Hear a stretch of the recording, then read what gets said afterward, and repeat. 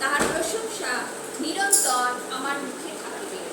আমার প্রাণ সদাপ্রভুরই শ্লাঘা করিবে, তাহা শুনিয়া নম্রগণ আনন্দিত হইবে। অর্থাৎ প্রভু বাক্য আমরা একটু আগে বলছিলাম না, আমরা সর্বসময় কি করবো? সদাপ্রভুর ধন্যবাদ করব, প্রশংসা করব। আজকে আমাদের ধন্যবাদ যত করব, ধন্যবাদ প্রশংসা যত করব, প্রভু আমাদের প্রতি কি করবেন? তত তার দয়া করুণা আমাদের উপর ঢেলে দেবেন। আর প্রভু প্রচুর আশীর্বাদ তিনি আমাদের উপর করবেন। হালেলুয়া। তাই প্রভু কি বলছে দেখো, আমার প্রাণ সদাপ্রভুর কি হবে? শ্লাঘা করিবে, তাহা শুনিয়া কি হবে? নম্রগণ আনন্দিত হইবে। আজকে নম্র চিত্তকে তিনি ভালোবাসেন। যারা নম্র চিত্ত, যারা নত হয়ে প্রভুর কাছে আসে, যারা উত্তর পায়, তারা যখন দেখে, প্রভুর দিকে তাকায় এবং প্রভুকে শ্লাঘা করে, তখন তারাও আনন্দিত হয়। সেই সকল মনুষ্যরা, সেই সকল চিত্তেরা কি হয়? আনন্দিত হয়। তাই প্রভু বলছে, আমার সহিত সদাপ্রভুর মহিমা কীর্তন করো, আইসো আমরা একসঙ্গে তাহার নামে প্রতিষ্ঠা করি। আজকে একমাত্র কার নাম? সেই সদাপ্রভুর নাম। আমেন। যে নামে আমরা কি করব? প্রতিষ্ঠা করব। অর্থাৎ তাকে কি করব? তাকেই সংকীর্তন করব, তাকেই আমরা গুণগান দিব। হালেলুয়া। তাই প্রভু বলতে দেখো, আমি সদাপ্রভুর অন্বেষণ করিলাম, তিনি আমাকে উত্তর দিলেন, আমার সকল আশঙ্কা হইতে উদ্ধার করিলেন। আজকে উদ্ধারকর্তা কে? একমাত্র সদাপ্রভু।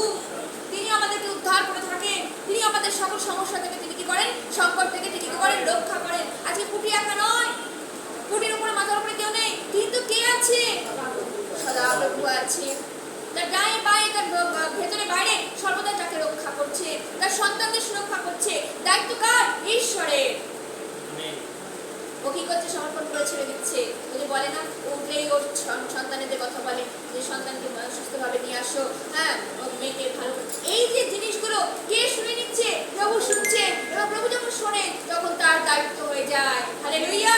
আজকে আমাদের সমস্ত দায়িত্বভার তিনি বহন করেন। হালেলুয়া।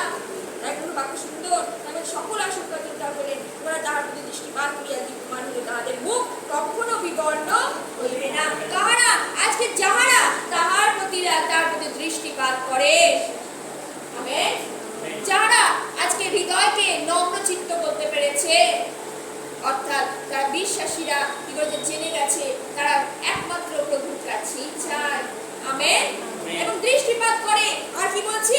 যে তাদের মুখ কখনো বিবর্ণ, তাদের মুখ কখনো বিবর্ণ হতে দেবেন না লোকের কাছে, যে তোমার এটা হয়েছে, ঠিক হয়েছে না। ঈশ্বর সেখান থেকে কি করবেন? তুমিকে আজকে উদ্ধার করবেই করবে। আমেন। হালেলুয়া। তাই প্রভু বাক্য বলছে দেখো, সদা এই একটা দেখো ৮ পদে, আস্বাদন করিয়া দেখো সদাপ্রভু মঙ্গলময়।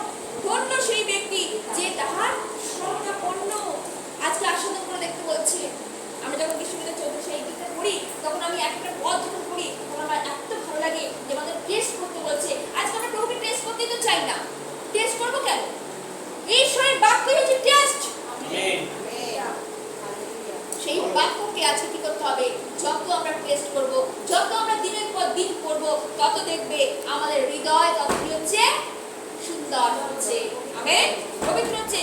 সদাপ্রভু কি আমরা মঙ্গল ভাব আমরা দেখতে পাই। ধন্য সেই ব্যক্তি যে তাহার স্বর্ণাপন্ন।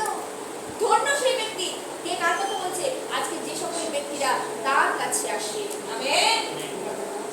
তাই বলছে 10 পদ দেখো, যুব সিংহদের অনাটন ক্ষুধার ক্লেশ হয়, কিন্তু যারা সদাপ্রভুর অন্বেষণ করে তাদের কোনো মঙ্গলের অভাব হয় না। আমেন। যুব সিংহদের কি হয়? অনাটন হয়, ক্ষুধা হয়, তাই তো? কিন্তু যারা নাকি দিয়া বলে তাদের হবে, কিন্তু যারা নাকি সদাপ্রভুর অন্বেষণ করে, হালেলুয়া, তাদের কোনো মঙ্গলের অভাব হয় না। মঙ্গলের উপর মঙ্গলই তিনি করে, দয়ার উপর তিনি দয়াই করে। তাই বলছে কোন ব্যক্তি জীবনে প্রকৃত হয় মঙ্গল দেখিবার জন্য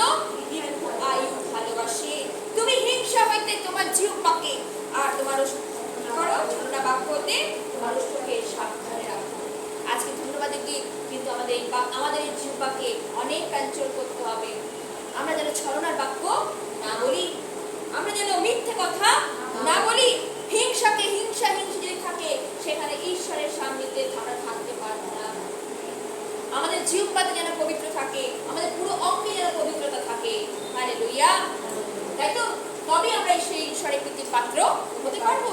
তাই বলছে দেখো, ধার্মিকের প্রতি সদাপ্রভুর দৃষ্টি আছে, তাদের আর্তনাদের প্রতি তাহার কর্ম আছে। তুমি মনে করছো যে প্রভু আজকে আমি দিনের পর দিন এই প্রার্থনা করছি, আজকে বিভাগ প্রার্থনা, তাদের সঙ্গে টাকা পয়সার ব্যাপার নিয়ে অনেক চিন্তা আছে, কিন্তু হয়তো ভাবছে যে আমি এতদিন ধরে প্রার্থনা করছি কিন্তু আমার প্রার্থনা শুনছে না। কিন্তু বিশ্বাসীও জানে যে একমাত্র এখানে ধরে থাকলেই আমি সেই জিনিস পাবোই পাবো।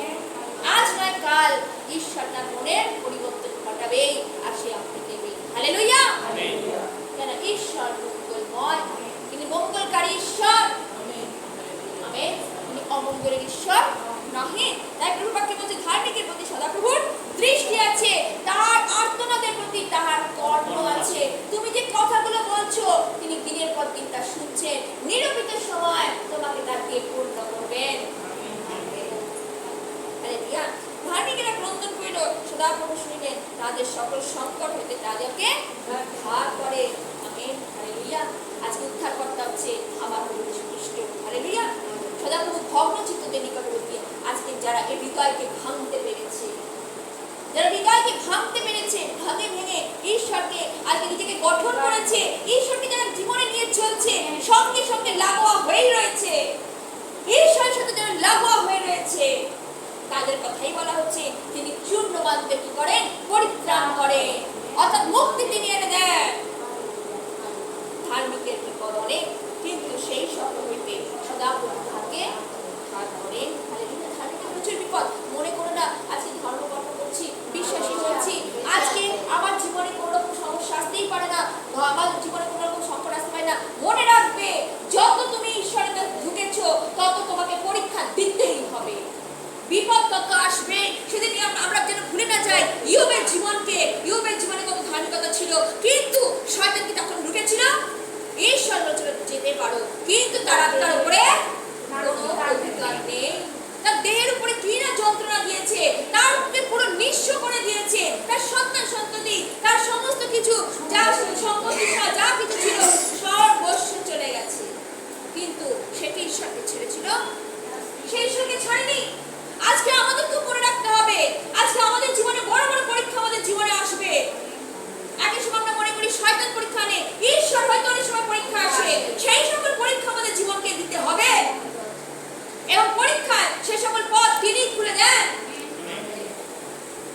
মঙ্গলের পথ তিনি খুলে দেবেন, পথ প্রদর্শক তিনি। আজকে তুমি ধরে রাখো, ইয়োবকে সব জিনিস ফেরত দেওয়া হয়েছিল। আমেন। আজকে তুমি সকল জিনিস ফেরত পাবে যদি ধৈর্য সহকারে। আজকে আমরা সেই তার মুখের দিকে তাকে বলে না, তাদের মুখ কখনো বিবর্ণ হইবে না। হালেলুয়া। ঈশ্বরের বাক্য বলে, এগুলো আমাদের কথা নয়। হালেলুয়া।